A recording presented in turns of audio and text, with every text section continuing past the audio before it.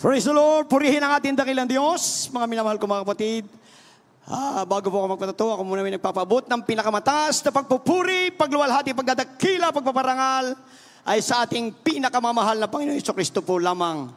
At ako po ay nagbibigay ng paggalang, dobleng paggalang, respeto sa ating beloved parents in the Lord, at sa mga hindi malilimutang mga pangangaral, pagtuturo ng ating beloved honorable pastor, evangelist, well-tested Almeida, the end-time prophet of our loving God, sa ating beloved honorable stand pastor, Lina C. Almeida, hallelujah, sa kanilang mga beloved children, the whole Almeida family, at sa ating mga beloved preachers, workers, mga awit, at sa lahat ng mga kapatiran, at sa mga baguhan, mga minamahal sa lahat ng webcast viewer, purihin ang ating dakilang Diyos. Magandang gabi na po sa inyong lahat, mga minamahal. At ako'y nagpapasalamat sa ating dakilang Diyos sa gintong pagkakataon na ako'y makapagpatotoo sa gabing ito, mga minamahal. Salamat sa ating dakilang Diyos, mga minamahal. Ako po ay nasave dito. Nataglay ko ang karamdaman na para akong naupos na kandila, sakit sa bato, na tila baga ikamamatay ko na, mga minamahal. 2 beses akong na-hospital, 2 beses akong inatake, at napakaraming gamot ng aking nainom. Subalit hindi ako pinagaling, subalit dito, totoo ang Diyos sa banal na gawain na ito, mga minamahal. Sapagkat sa loob lamang ng 1 buwan at kalahati, ako'y patuloy na dumadalo. 100% pinagaling ako ng ating mabait na Diyos. At mga minamahal ko mga kapatid, hindi ko sukat akalain na ang akala ko dito lang, ako'y naghahanap lang ng kagalingan. Dito, binago ng dakilang Diyos ang aking mga masasamang bisyo, mga minamahal. Talamak sa sugal, sa sigarilyo, pag-inom ng alak. Isa rin po mga minamahal na mahilig sa patay sindi, mga minamahal. Subalit dito, binagong lubos ng ating dakilang Diyos. At napakaina mga minamahal, na sa gawain na ito may totoong sinugo ang ating mabait na Diyos. Ako po ay isa sa kinahabaga na napasama sa New Beloved Prison Ministry, na isa sa pinalangin ng ating beloved mahal na pastor, mga minamahal. Sa mga daan-daan na pinalaya ng ating dakilang Diyos, gumagawa ang ating mahal na Panginoon, gumawa ng mga dakilang himala. 2 po sa mga nakumberte na mga bilanggo, mga minamahal, may kasong masakir, mga minamahal. Kalimitan sa mga masakir, 2 habang buhay o habang buhay na makakulong. Subalit sila, mga minamahal, dahil mainit na naglingkod, ipinanalangin ng propeta ng Diyos. Ngayon, sila po'y pinalaya ng ating mabait na Diyos. Last week lang, mga minamahal. Hallelujah! Last week lang, mga inibig ko mga kapatid, mayroon po tayong kapatira na nakumberte rin.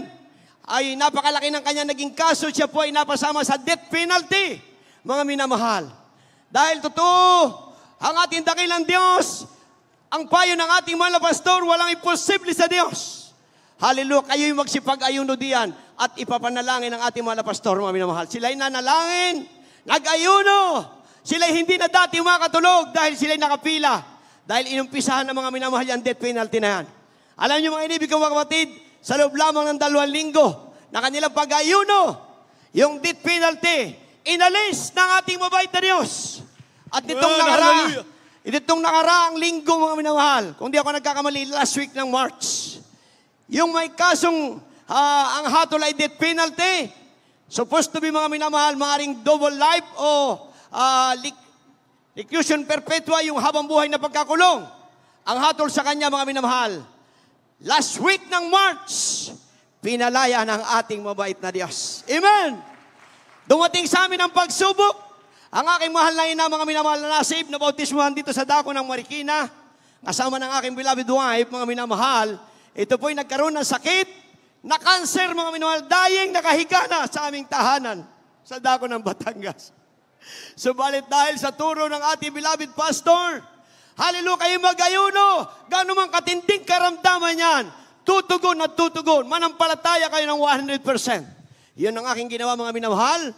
Sa loob ng 21 days, yung aking mahal na ina, na nagdatingan na yung mga mahal sa buhay, naglalamay, dahil anytime, mawawala ang kanyang buhay.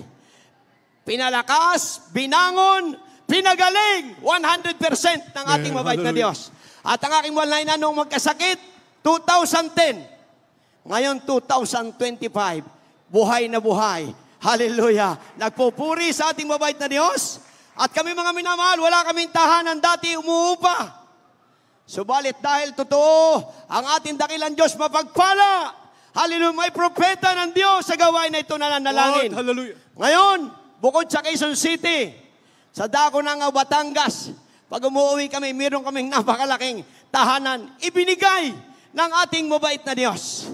Kaya mga minamahal ko mga kapatid, ang lahat ng pagpupuri, kalwalhatian, kadakilan, pagpaparangal, ay walang iba kundi sa ating pinakamamahal na Panginoong Hesus Kristo po lamang. Praise the Lord.